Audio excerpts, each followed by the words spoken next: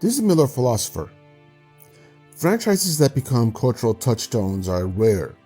Studios that define them are even rarer. Because once something becomes popular, everyone tries to copy it, and the magic gets diluted, spoiled, castrated even. But there's one studio that never lost its spark, one studio that didn't just adapt the world, it defined it. Weta Workshop. There are other big studios that are identified with specific brands, like Lucasfilms and LucasArts with Star Wars, for example. But they often get lost in the noise of all the other copycats that then try to do the same thing in their respective genres. Weta, however, has the distinction of single-handedly defining what not just a franchise, but what a legendary literary piece of work looks like when it's put to screen. Tolkien's Legendarium. And why is this? Weta was part of the perfect storm, I believe, that came together in exactly the right place at exactly the right time. When the Lord of the Rings films began production, Tolkien was respected, but still niche. Fantasy was mainstream, but also kind of a joke and not taken that seriously, if we're honest. Peter Jackson was unknown, basically, outside New Zealand.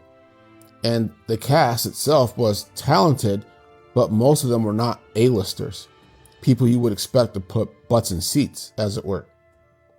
The people at Weta Workshop not only took on this challenge, but added their own Kiwi charm and flair to it that essentially seduced generations into Tolkien's world, like how the One Ring seduces wearers. Weta didn't just build props, they built a world. Where Hollywood would use CGI, Weta would use bigatures, massive hyper-detailed miniatures that looked more real than anything digital at the time. Where other studios would have hired thousands of extras, Weta, since they probably couldn't afford it, created digital armies that to this day not only still hold up, but has been duplicated and revolutionized how big battles were portrayed on screen. Where inspiration was needed, they brought in legendary Tolkien artists Alan Lee and John Howe, whose own Tolkien illustrations, along with Ted Nasmith, had shaped fan imaginations for decades. And the result of this? We got a Middle-earth that not only felt ancient, but felt lived in, mythic, real. It didn't feel like a fantasy adventure, but it felt like a historical set piece. Their work was so good that the behind-the-scenes appendices on the DVDs became essential viewing for fans. Not just bonus content, but canon. Something beforehand that had never been heard of and much less bothered with. The following success of the movies cemented not only Weta's place among A-tier studios in the world, but also made them the go-to for all things Middle-earth.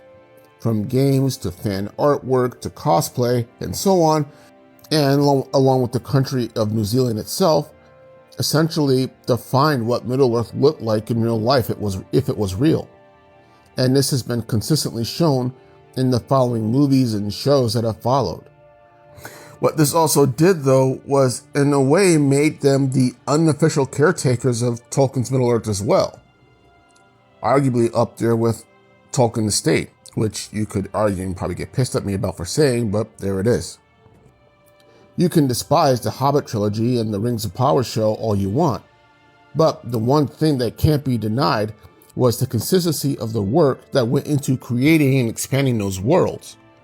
With the possible exception being Rings of Power's cheap-looking Numenorian armor, the productions on there still had the DNA and flow of the original trilogy.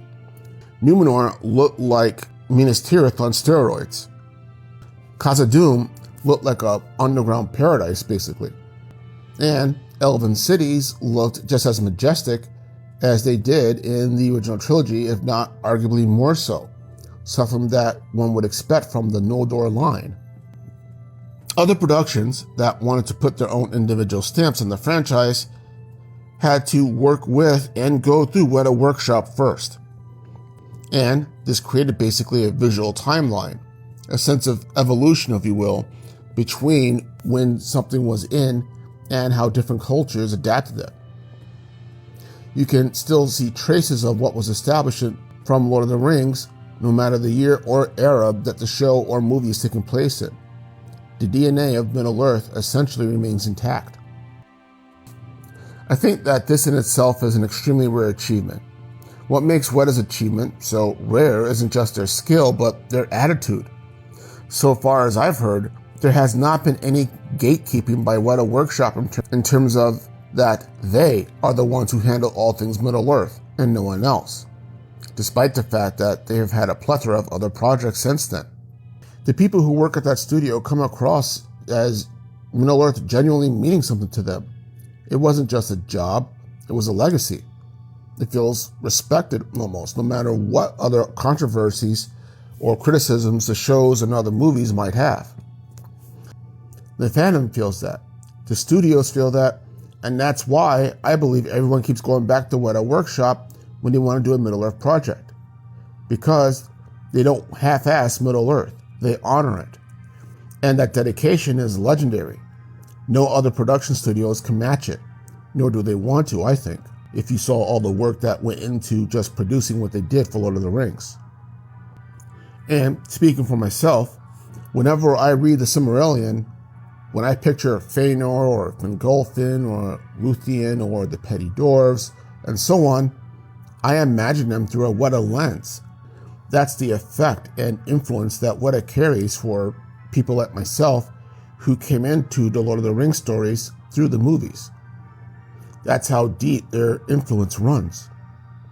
They don't just shape the movies, they shape the collective imagination of generations of Tolkien fans since the movies came out. And if Peter Jackson's plan for adapting other stories outside of Lord of the Rings actually goes through, you can bet your ass that you will still see that same through line of artwork and consistency in those stories as well, even though they won't have anything to do, presumably, with the Lord of the Rings. Weta Workshop didn't just build Middle-earth, but they made it real, and it just goes to show how far their influence carries in Tolkien's legendarium. This is the Miller Philosopher. Have a good day.